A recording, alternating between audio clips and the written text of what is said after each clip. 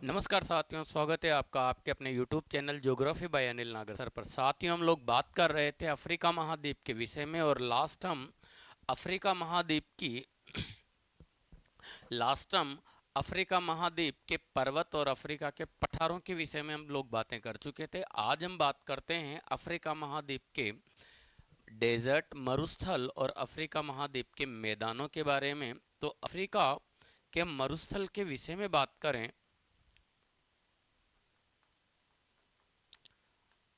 Africa के मरुस्थल, तो साथियों यहाँ पर एक डेजर्ट आपको मिलता है जो विश्व का सबसे बड़ा मरुस्थल है, जिसे हम बोलते हैं सहारा मरुस्थल। ठीक है, सहारा मरुस्थल। सहारा डेजर्ट के विषय में हम लोग जानते हैं, सहारा विश्व का सबसे बड़ा मरुस्थल है जिसका विस्तार अफ्रीका के उत्तरी भाग में, कहाँ पर है, अफ्रीका के उत्तरी भाग में अटलांटिक तट से लेकर भूमध्य सागर के, या यूं कहा जा सकता है स्वेज नहर तक आपको इसका विस्तार मिल जाता है। तो ये जो डेजर्ट आपको दिख रहा है, इसी डेजर्ट को हम किसके नाम से जानते हैं, सहारा मरुस्थल के नाम से। सहारा जो विश्व का सबसे बड़ा मरुस्थल है, वहीं यह दुनिया का इकलौता ऐसा भी मरुस्थल है जो किसी महाद्वीप के पूर्वी व पश्चिमी तट दोनों को मिलाता है। ठीक है, नाम क्या है इसका, सहारा मरुस्थल, जिसका विस्तार अफ्रीका के लगभग 10 देशों में है। इसके क्षेत्रफल के विषय में बात करें तो ये लगभग 75 लाख वर्ग किलोमीटर क्षेत्रफल पर विस्तृत है। ठीक है, तो ये जो डेजर्ट है, इसी डेजर्ट को आप किसके नाम से जानोगे, तो आपका आंसर होगा सहारा मरुस्थल। सहारा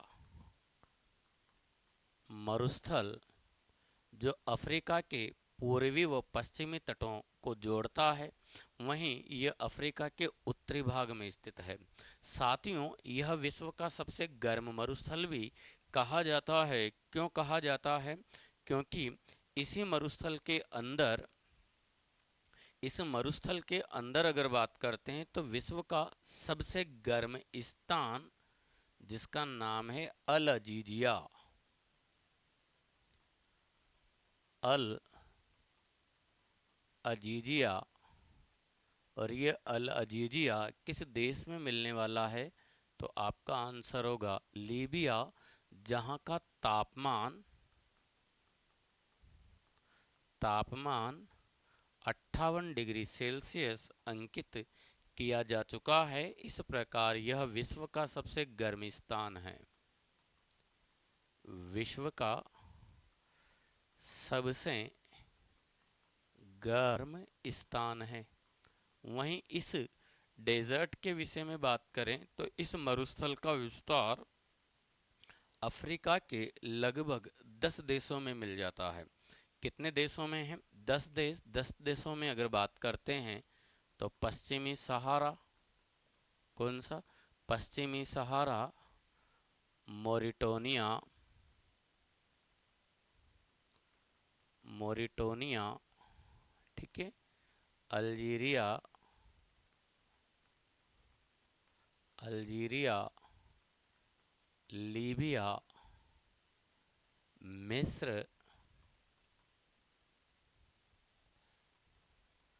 मिस्र, माली, नाइजर,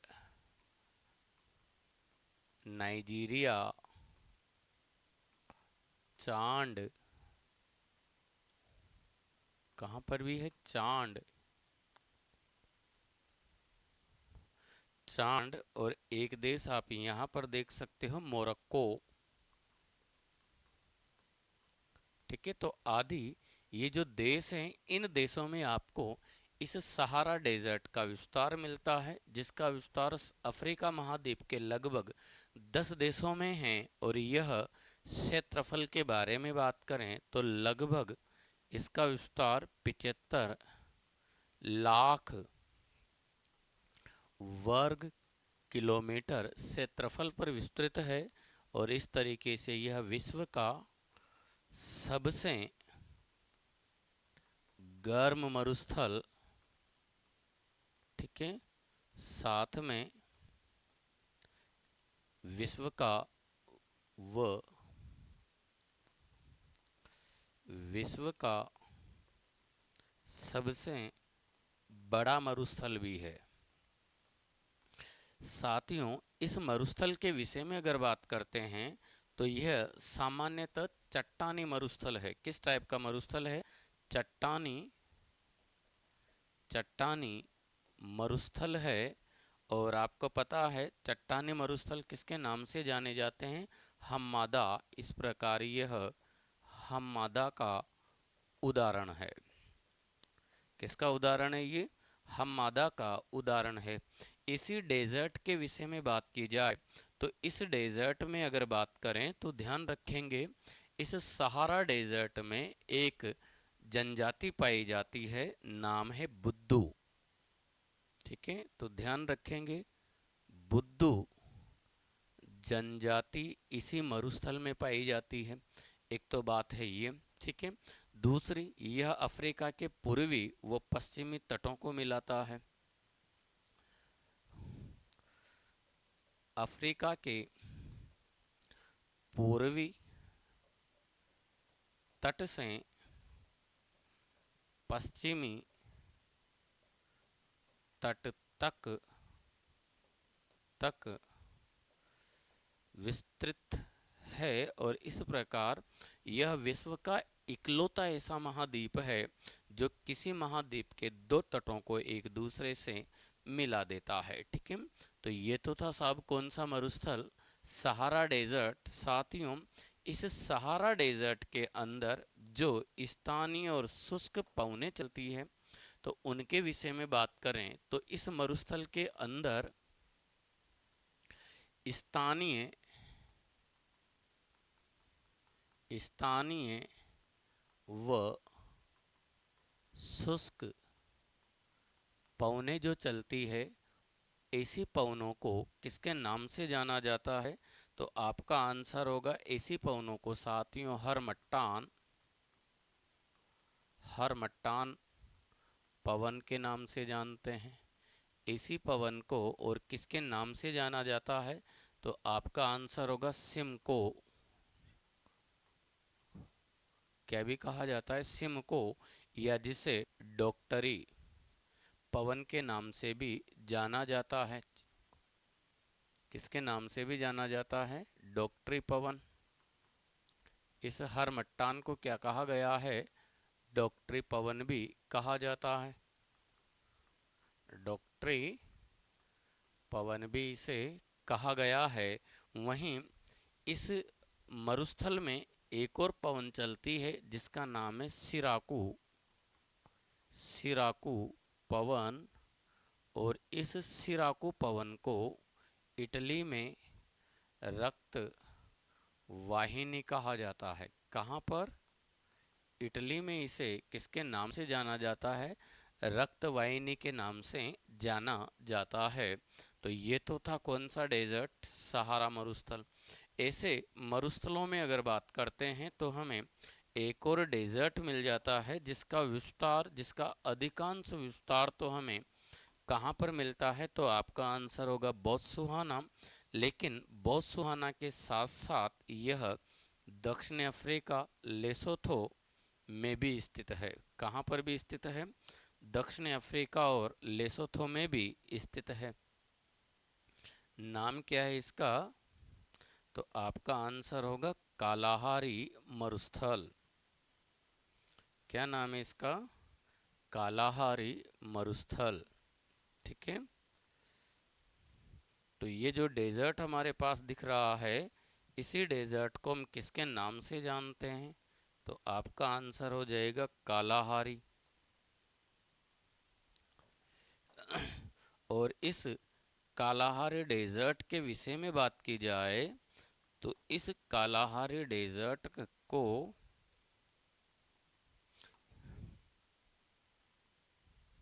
ये है कौन सा?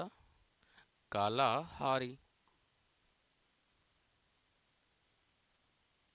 कालाहारी मरुस्थल कहाँ पर मिलने वाला है ये? तो आपका आंसर होगा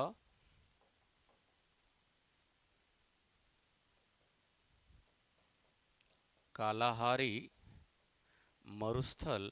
और इस मरुस्थल के बारे में बात करें तो ये हमें कहाँ पर मिलता है? तो बोत्सवाना।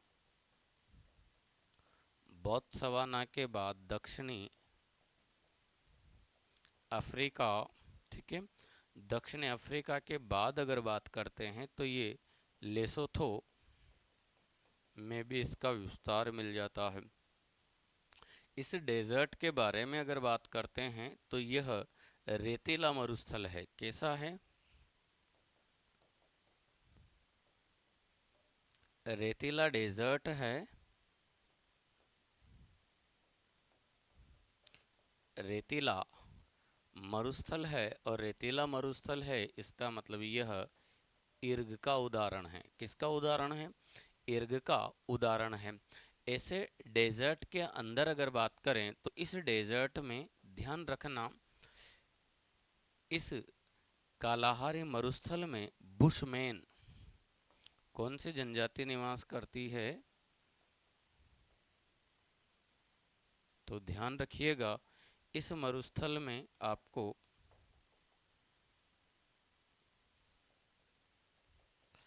बुशमैन जनजाति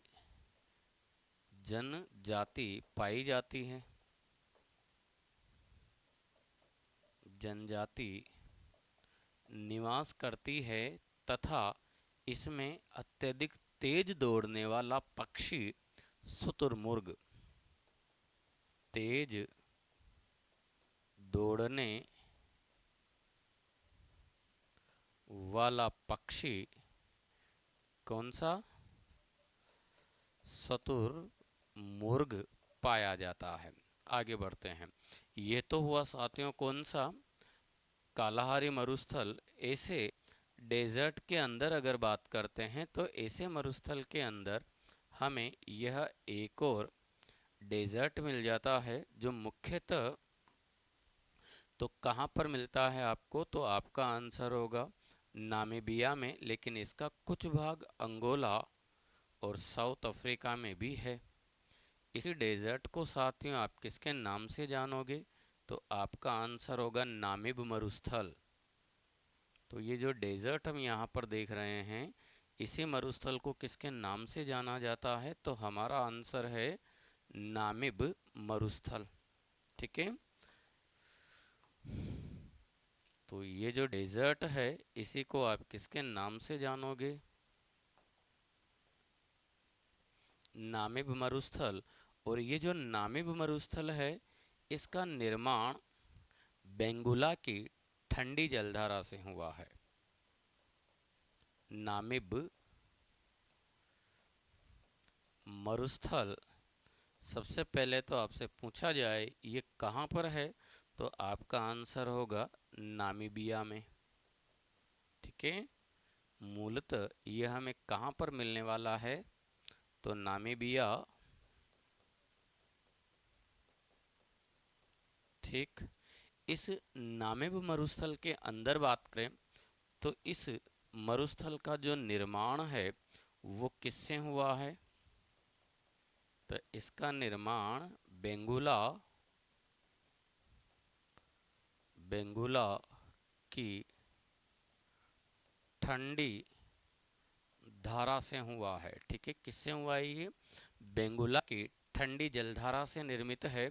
वहीं इस मरुस्थल के विषय में बात करते हैं तो इस मरुस्थल में कोहरे से ढके बालू का स्तूप पाए जाते हैं।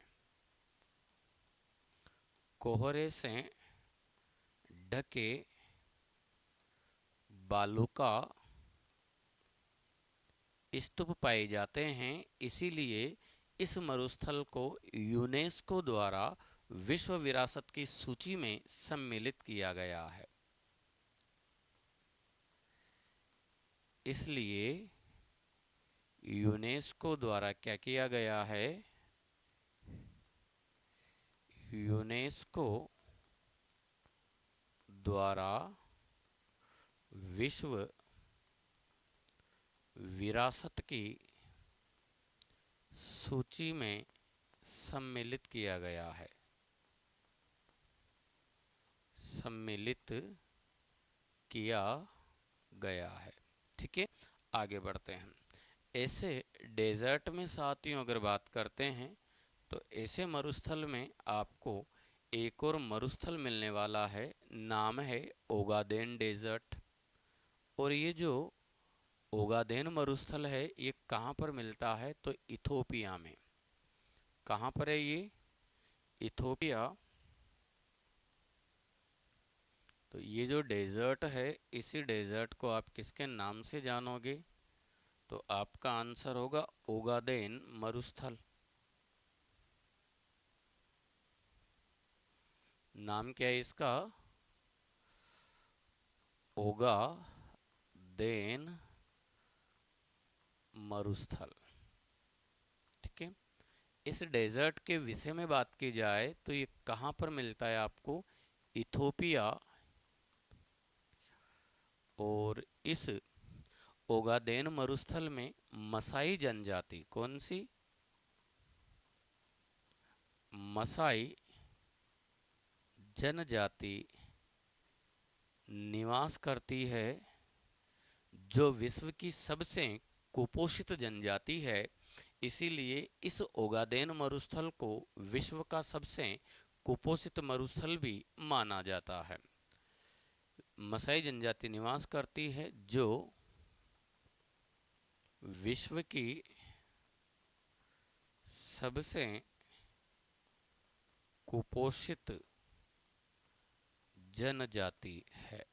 ठीक है, इसलिए इस ओगादेन मरुस्थल को किस नाम से भी जानते हैं? तो आपका आंसर है विश्व का सबसे कुपोषित मरुस्थल भी इसे कहा जाता है। तो ये तो था साथियों यहाँ के डेजर्ट, अफ्रीका महाद्वीप के मरुस्थल। इससे आगे हम लोग बात करते हैं अफ्रीका के घास के मैदानों के बारे में।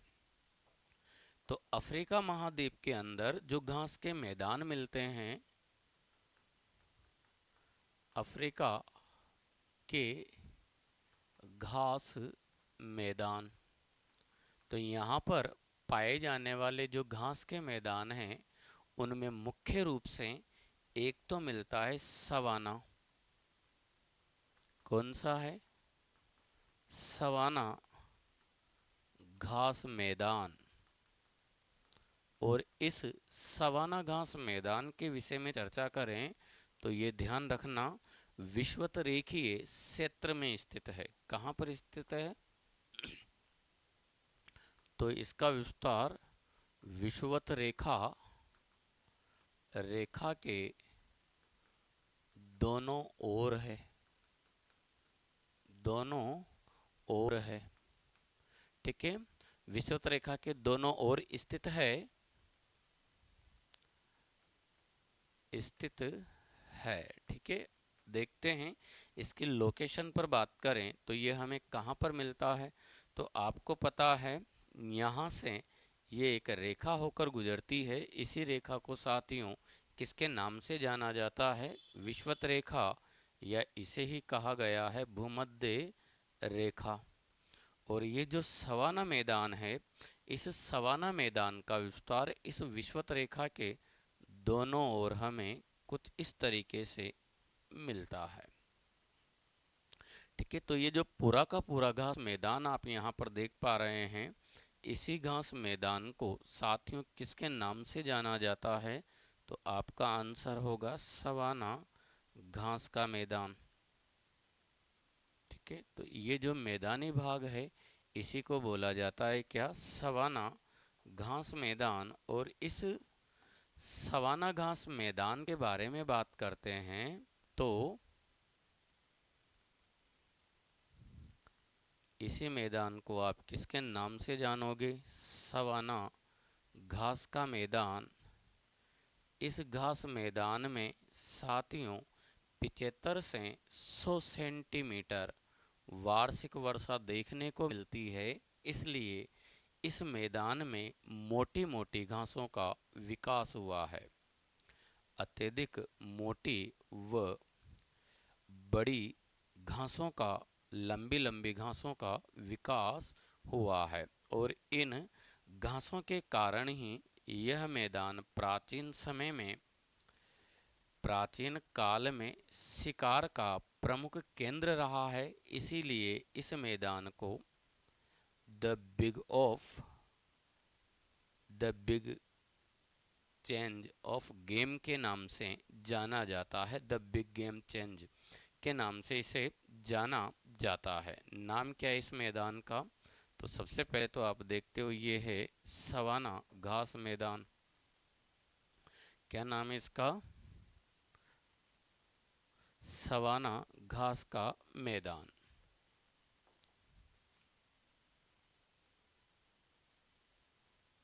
सवाना घास मैदान।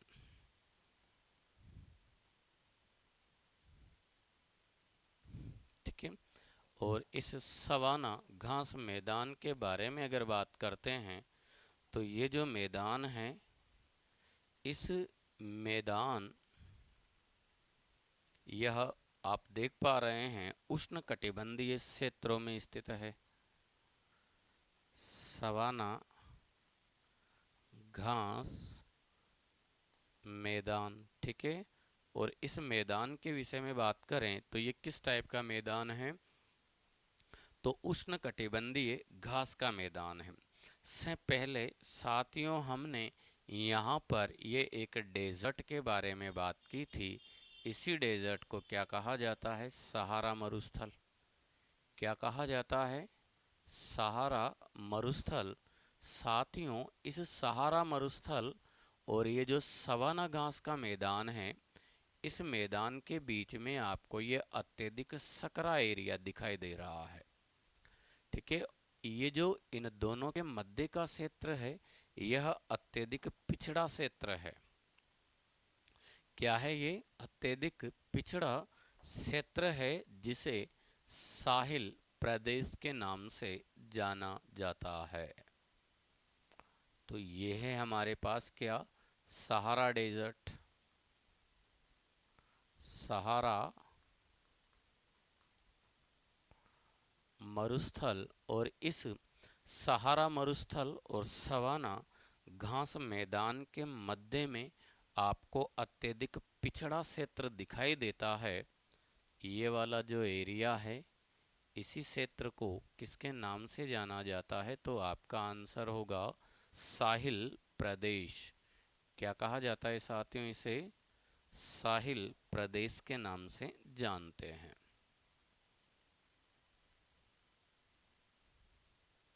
तो ये जो एरिया है, इसे क्या कहा गया है? साहिल प्रदेश। किस किस के बीच में है? तो सवाना घास और सहारा मरुस्थल के मध्य में मिलता है। क्यों प्रसिद्ध है? अत्यधिक पिछड़ा क्षेत्र है। ठीक है। नाम क्या है इसका? साहिल प्रदेश।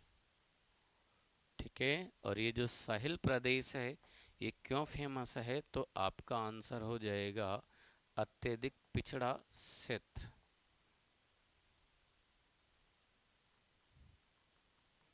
अत्यधिक क्या है ये? पिछड़ा प्रदेश। आगे बढ़ते हैं। इस सवाना घास के बारे में बात करें तो सवाना घास का मैदान जो कि विषुवत रेखा के दोनों ओर स्थित है, वहीं यह उष्णकटिबंधीय उष्णकटिबंधीय घास का मैदान है। कैसा है ये? उष्णकटिबंधीय घास का मैदान है।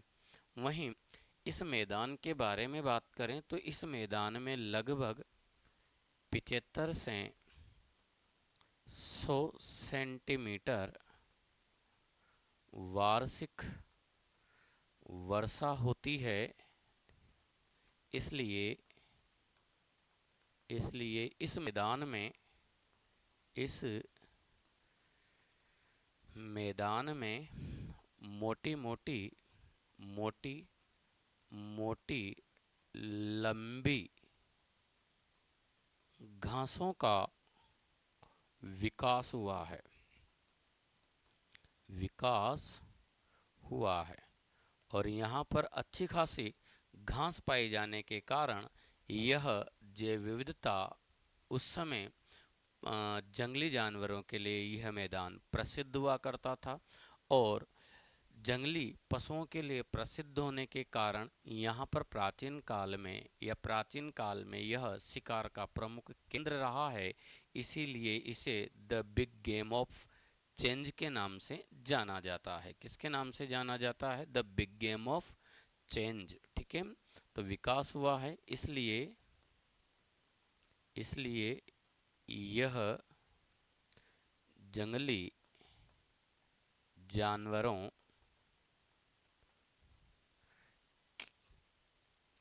इसलिए यहाँ जंगली जानवर जबरदस्त पाए जाते हैं। और इसीलिए यह प्राचीन काल में शिकार का प्रमुख केंद्र था। अतः इसे the big game of change भी कहा जाता है। क्या कहा जाता है? The big game of change के नाम से जाना जाता है। ठीक है, आगे बढ़ते हैं। ऐसे मैदानों में साथियों हमें यहाँ पर एक और मैदान मिलता है जिसे किसके नाम से जानते हैं? तो आपका आंसर होगा वेल्ड। ठीक है, ऐसे मैदानों में हमें यहाँ पर एक और मैदान मिल जाता है, नाम है क्या? वेल्ड। ठीक है, और इस वेल्ड के बारे में बात करें तो ये कहाँ पर मिलता है आपको? तो इसका विस्तार दक्षिणी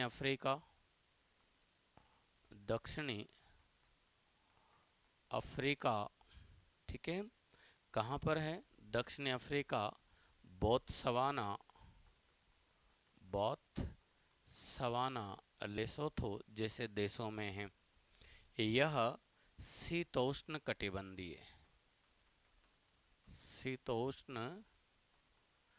कटिबंधीय घास का मैदान है। ठीक है, यह शीतोष्ण कटिबंधीय घास का मैदान है। यह मैदान कृषि व पशुपालन के लिए प्रसिद्ध है। कृषि व पशुपालन के लिए प्रसिद्ध है। और कृषि के बारे में अगर बात करते हैं तो यह मैदान मुख्यतः मक्का की कृषि के लिए प्रसिद्ध है। वहीं इस मैदान में मक्का पेटी स्थित है। ठीक है, ये इम्पोर्टेंट इसके लिए। इस मैदान में मक्का पेटी, जिसे कॉर्न ट्रायंगल, मक्का त्रिभुज भी बोलते हैं। क्या भी बोलते हैं? मक्का त्रिभुज के नाम से भी जानते हैं। तो मक्का पेटी स्थित है। बात करते हैं इस मैदान की जो लोकेशन है वो हमें कहाँ पर मिलती है? तो आप देख पाएंगे इस मैदान का विस्तार हमें दक्षिणी अफ्रीका, बोत्सवाना में मिल जाता है। कहाँ पर मिल जाता है? दक्षिणी अफ्रीका और बोत्सवाना में मिलता है। ये जो मैदान है, इसी मैदान को साथियों किसके नाम से जाना जाता है? तो आपका आंसर होगा वेल्ड। ठीक है, ये जो मैदान है कौन सा है, ये वेल्ड। आगे बढ़ते हैं।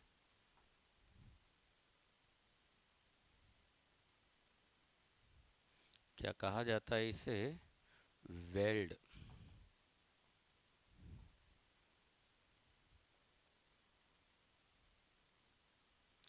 ठीक, ये हुआ यहाँ के मरुस्थल और अफ्रीका के मैदान। ठीक है, आगे बढ़ते हैं साथियों। हम बात करते हैं अफ्रीका महाद्वीप की झीलों के विषय में।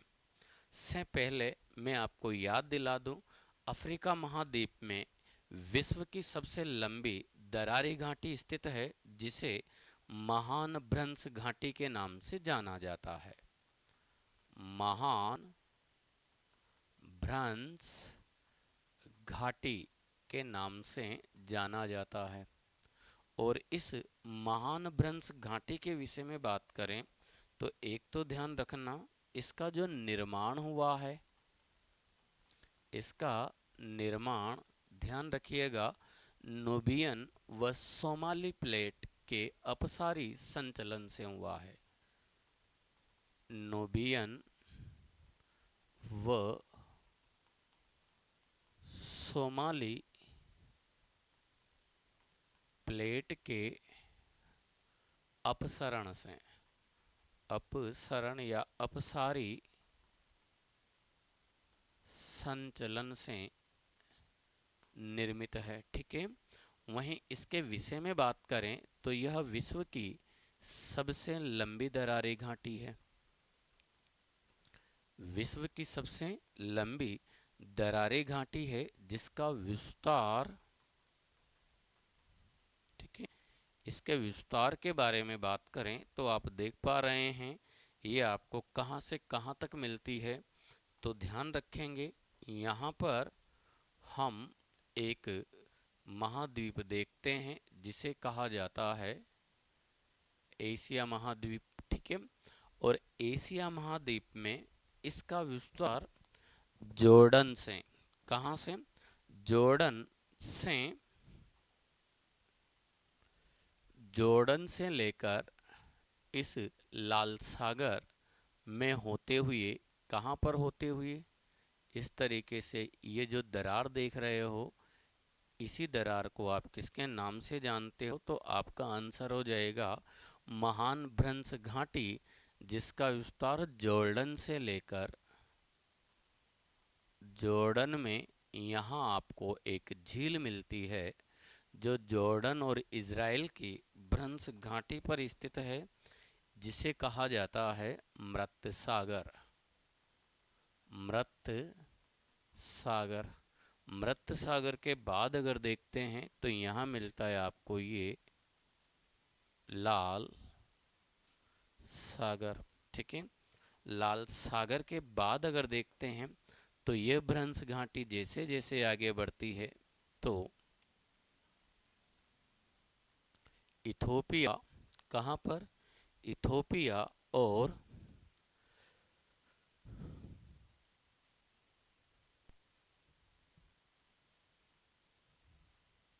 देखो इसका जो विस्तार है वो जॉर्डन से लेकर, कहाँ से, जॉर्डन से, जॉर्डन में स्थित मृत सागर से लाल सागर, और लाल सागर से होते हुए यह मलावी तक मिलती है, मलावी झील तक।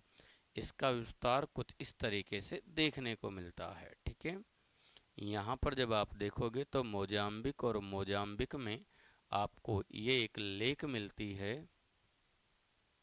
को इसी दरार के विषय में बात करते हैं तो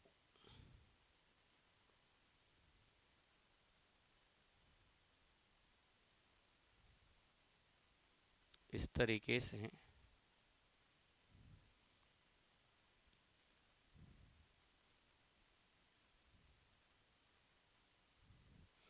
ये आपको दिखाई दे रही है, इसे ही कहा जाता है क्या, महान भ्रंश घाटी। क्या कहा गया इसे, महान भ्रंश घाटी। ठीक है,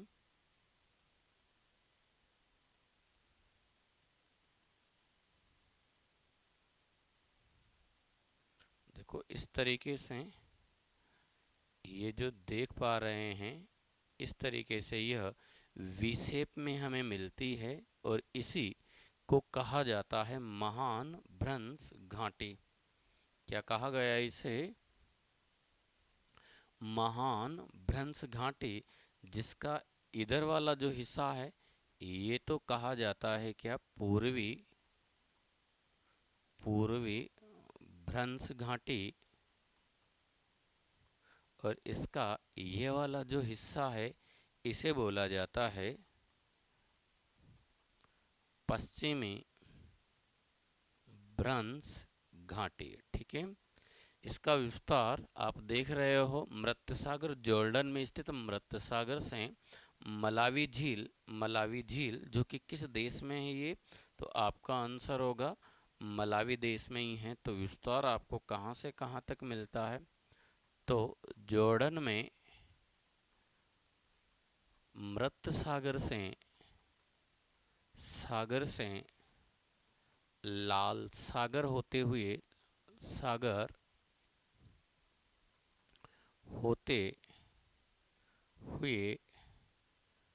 मलावी झील, कौन सी झील? मलावी झील तक स्थित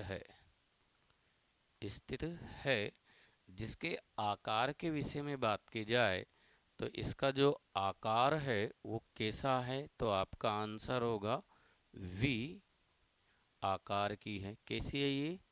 वी आकार की है। ठीक है, वहीं इसकी लंबाई के बारे में बात करें, कितनी लंबी है ये?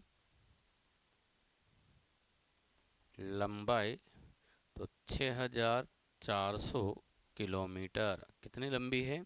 6400 किलोमीटर लंबी है। इस प्रकार विश्व की सबसे लंबी दरारी घाटी है। ठीक है साथियों, इस दरारी घाटी में अनेक ज्वालामुखी झीलें और ज्वालामुखी पर्वत स्थित हैं। तो इसके अंदर अनेक ज्वालामुखी झीलें क्या मिलती है आपको? इसमें आपको ज्वालामुखी झीलें और ज्वालामुखी पर्वत अवस्थित हैं। ठीक है, तो ज्वालामुखी झीलों में अगर बात करें तो कौन कौन सी झीलें इसमें मिलती है? तो ध्यान रखना, जैसे ताना या टाना झील। कौन सी? टाना झील। ठीक है, तुर्काना झील,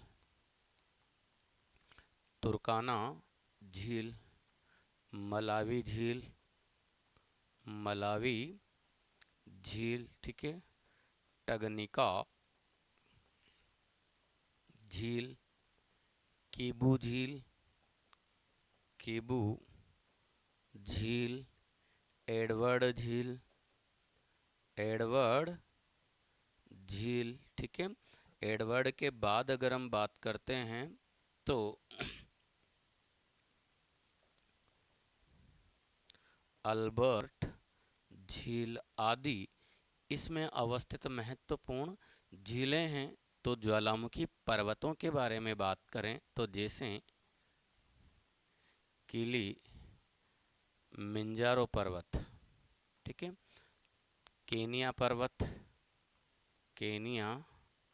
पर्वत, रुमेजोरो पर्वत आदि। ठीक है, तो ये सब आपको कहाँ पर मिलते हैं? इसी भ्रंश घाटी में आपको मिल जाते हैं। ये तो है दरारी घाटी।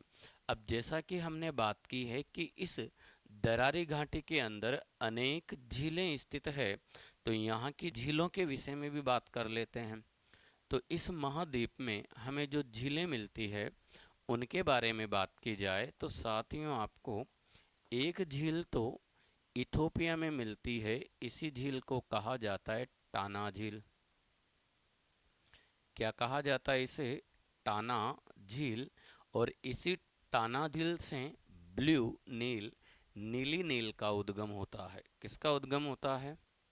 तो ये जो लेक है हमारे पास, इसी झील को तो आप क्या बोलोगे?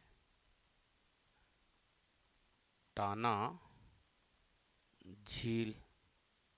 कौन सी है ये? और इसके बारे में बात करें तो ये कहाँ पर है? तो आपका आंसर होगा इथोपिया में। कहाँ पर है ये?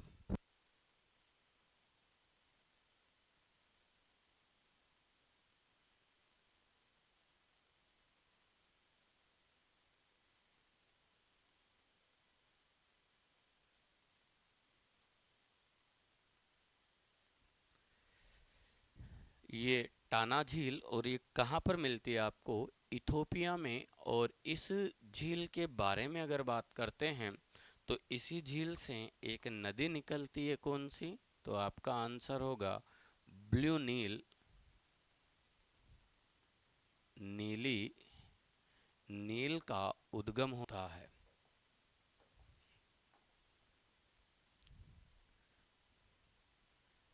नीली नील का उद्गम, ठीक है, इसी टाना झील से होता है। आगे बात करते हैं, झील का नाम क्या है साथियों? टाना झील। ऐसी झीलों में अगर बात करते हैं तो ऐसी झीलों में आपको एक और झील मिलने वाली है जो केनिया में अवस्थित है। कहाँ पर स्थित है? केनिया में स्थित है। और ये जो केनिया में आपको लेक दिखाई दे रही है, इसी झील को साथियों किसके नाम से जाना गया है? तो आपका आंसर होगा तुर्काना झील।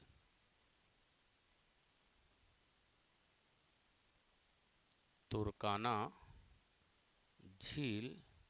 और ये जो तुर्काना झील है, ये कहाँ पर मिलती है आपको? तो आपका आंसर है केनिया। कहाँ पर है? केनिया में। वहीं ऐसी झीलों में साथियों आपको यह एक और झील दिखती है।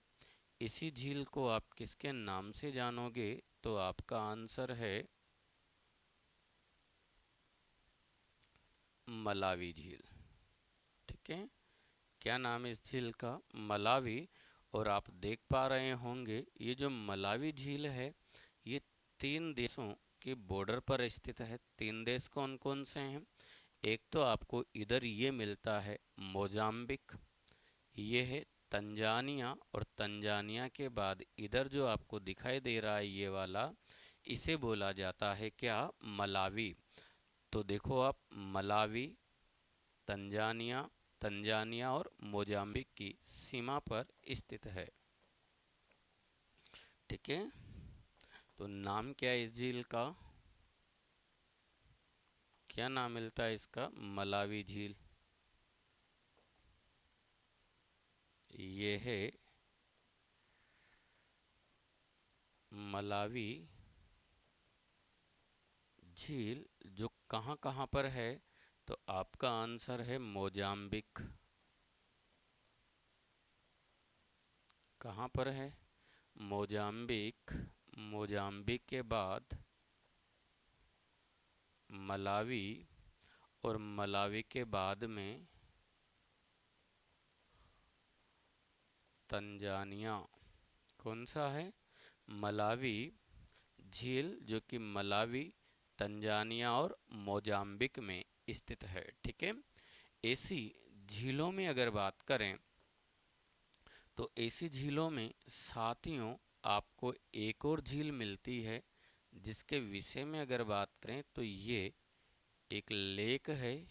इसी झील को साथियों किसके नाम से जाना जाता है? तो आपका आंसर होगा, तो ये जो झील है, इसी झील को क्या कहा जाता है? तो ये है टगनिका झील। टगनिका, जो विश्व की सबसे लंबी झील है। टगनिका के बारे में अगर बात करते हैं तो टगनिका विश्व की सबसे लंबी झील है। ठीक है, और ये जो झील है, नाम क्या है इसका? इसी झील को बोलोगे साथियों क्या?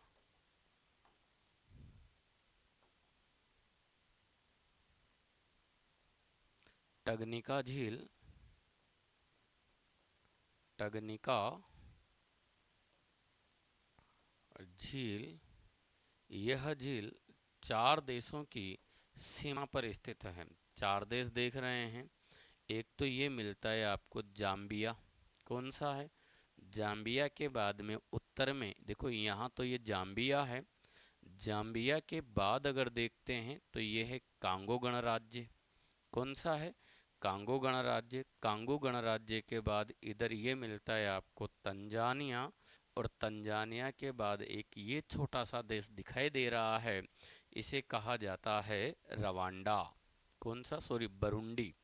कौन सा देश है ये? बरुंडी। तो 4 देशों के बारे में बात करें तो 4 देश कौन कौन से मिलते हैं? तो एक तो है आपके पास तंजानिया। तंजानिया के बाद अगर बात करते हैं तो जाम्बिया। ठीक है, जाम्बिया के बाद बरुंडी। ठीक है, बरुंडी के बाद में अगर बात करते हैं तो कांगो गणराज्य। कांगो गणराज्य की सीमा पर स्थित है, की सीमा पर स्थित है या की सीमा बनाती है। आगे बढ़ते हैं। इस झील के विषय में बात करें तो यह दूसरी विश्व की सबसे लंबी व विश्व की सबसे लंबी व विश्व की दूसरी सबसे गहरी झील है। विश्व की दूसरी सबसे गहरी झील है। किसके बाद? तो आपको पता है विश्व की सबसे गहरी झील हमें एशिया में मिलती है, और एशिया में भी साइबेरियन रसिया के अंदर हमने पढ़ी थी बैकाल झील, जो विश्व की सबसे गहरी झील है।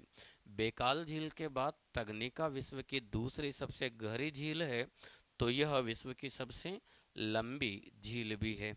ऐसी झीलों में साथियों बात करें तो ऐसी झीलों में आपको एक और छोटी सी झील यहाँ पर मिलने वाली है। तो ये जो झील आप देख पा रहे हैं, इसी झील को आप किसके नाम से जानोगे? देखो यहाँ पर ये जो आपको छोटी सी झील यहाँ दिखाई दे रही है, जो कांगो गणराज्य, कौन सा? कांगो गणराज्य, और देखो यहाँ तक तो ये कौन सी थी? टगनिका। इस बरुंडी के उत्तर में ये आपको छोटा सा देश दिखाई दे रहा है, इसे कहा जाता है रवांडा। देखो यहाँ पर आपको ये एक देश दिखाई दे रहा है, इसी देश को क्या कहा जाता है? रवांडा। और इस रवांडा के नीचे तो ये जो देश है ये है बरुंडी। ठीक है, और इधर आप देख रहे हैं कौन सा है ये? कांगो गणराज्य। तो इनके बीच में ये जो झील है, इस झील को तो आपने क्या नाम दिया है? टगनिका झील। इससे आगे बात करते हैं तो यहाँ पर भी हमें यह एक लेक मिलती है, और ये जो झील है, ये झील आप देख पा रहे हैं कौन कौन से देशों की सीमा पर स्थित है? तो कांगो गणराज्य और रवांडा की सीमा बना रही है। झील का नाम क्या है इसका? तो इसी झील को साथियों आप किसके नाम से जानोगे? तो आपका आंसर हो जाएगा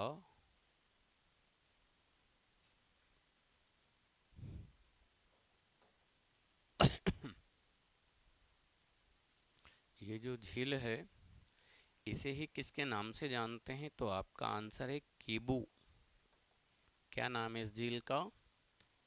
कीबू झील। और कीबू झील 2 देशों की बॉर्डर बना रही है। इन दोनों देशों के विषय में बात की जाए तो एक तो है कांगो गणराज्य, और कांगो गणराज्य के साथ में कांगो गणराज्य व रवांडा, रवांडा की सीमा पर स्थित है। ठीक है, ऐसी झीलों में साथियों आपको दो और झीलें मिलती है जो इस तरीके से कांगो गणराज्य और कांगो गणराज्य के बाद में आपको एक देश इधर दिखाई दे रहा है। इसी देश को साथियों किसके नाम से जाना जाता है?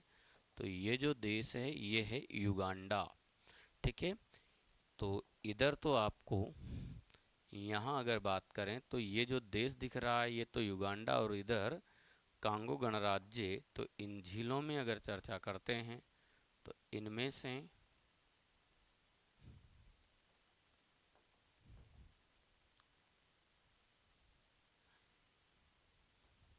देखो आप, एक तो ये है और एक झील आपको ये मिल रही है ना। तो एक को तो कहा जाता है एडवर्ड झील। क्या कहा जाता है? एडवर्ड झील। और एक को कहा जाता है अल्बर्ट झील। ठीक है, तो इन दोनों झीलों के बारे में बात करें तो ये दोनों झीलें कांगो गणराज्य, कांगो गणराज्य व युगांडा की सीमा पर है। ये भी कहाँ पर है? कांगो गणराज्य,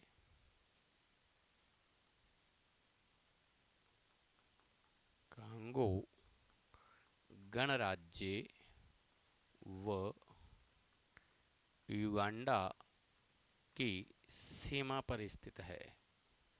ठीक है, तो ये दो जो झीलें हैं, ये सभी झीलें आप देख पा रहे हैं साथियों कहाँ पर मिलती है? तो आपका आंसर होगा महान भ्रंश घाटी में। ठीक है, ऐसी झीलों में आपको एक झील यहाँ पर मिलने वाली है। इसी झील को कहा जाता है चांड। ठीक है, क्या नाम है इस झील का? चांड। और ये जो चांड झील जो है ये आप देख सकते हो 4 देशों की सीमा टच कर रही है। 4 देश कौन कौन से? एक तो इधर है चांड, ये है नाइजर, इधर देख रहे हो नाइजीरिया, और यहाँ पर दक्षिण में आपको ये जो देश नज़र आ रहा है ये है कैमरून। तो इस तरीके से चांड जो झील है ये कितने देशों की सीमा पर स्थित है? 4 देशों की पर। झील का नाम क्या है? तो ये है चांड झील, और ये कितने देशों की सीमा पर स्थित है? 4। 4 कौन कौन से हैं? नाइजर, नाइजीरिया, चांड और कैमरून की सीमा पर स्थित है। एक तो बात है ये, और दूसरी याद रखेंगे यह साहिल प्रदेश की प्रमुख झील है। साहिल प्रदेश की प्रमुख झील। ठीक है, आगे बढ़ते हैं। ऐसी झीलों में साथियों आपको एक और बेहद महत्वपूर्ण झील मिलने वाली है जिसे ही हम किसके नाम से जानते हैं? तो आपका आंसर होगा, जिसे आप किसके नाम से जानते हो तो आपका आंसर है विक्टोरिया झील। विक्टोरिया जो इस तरीके से इस भ्रंश घाटी के बीचों बीच अवस्थित है और 3 देशों की बॉर्डर बना रही है। तीन देश तंजानिया, युगांडा और केनिया की सीमा पर स्थित है। ये जो झील है, इस झील के विषय में आप याद रखेंगे, यह है विक्टोरिया झील। और विक्टोरिया झील अफ्रीका महाद्वीप की सबसे बड़ी झील है। अफ्रीका महाद्वीप की सबसे बड़ी मीठे पानी की झील है। तो यह विश्व की सुपीरियर के बाद विश्व की दूसरी सबसे बड़ी मीठे पानी की झील है। इस झील से भूमध्य रेखा होकर गुजरती है। साथ में ही इसी झील से एक नदी का उद्गम होता है, जिसे वाइट नील के नाम से जाना जाता है। किसके नाम से जानते हैं? वाइट नील। यहाँ से निकलती है वाइट नील और यहाँ से निकलती है ब्लू नील। ये दोनों नदियाँ मिलकर नील नदी का निर्माण कर रही होती है। ठीक है, तो ये जो झील है, इसी झील को साथ ही हम किसके नाम से जानेंगे? तो हमारा आंसर हो जाएगा क्या? क्या कहा जाता है इसे? विक्टोरिया झील। ठीक है, नाम क्या है इस झील का? तो ये है विक्टोरिया झील। और इस विक्टोरिया झील की जो सबसे बेहद महत्वपूर्ण विशेषता है, वो आपको पता है कि यह भ्रंश घाटी का हिस्सा नहीं है। तो यहाँ की झीलों के विषय में अगर चर्चा करें,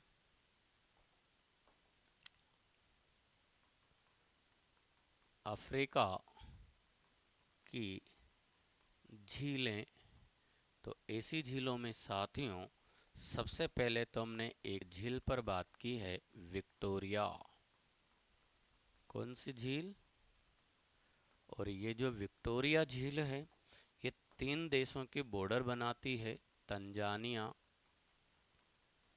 युगांडा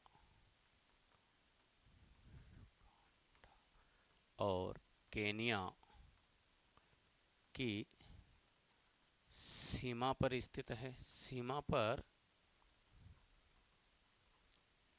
स्थित है। ठीक है, वहीं इस झील के विषय में बात करें तो यह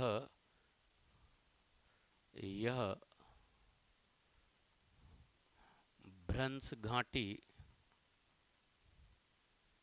का हिस्सा नहीं है। हिस्सा नहीं है। इस झील के मध्य से भूमध्य रेखा गुजरती है। पढ़ा था हमने, गुजरती है। वहीं इससे सफेद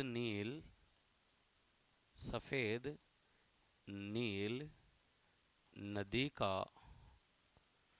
उद्गम होता है, अर्थात इससे सफेद नील नदी निकलती है। वहीं यह विश्व की दूसरी व अफ्रीका की सबसे बड़ी मीठे पानी की झील है। विश्व की दूसरी व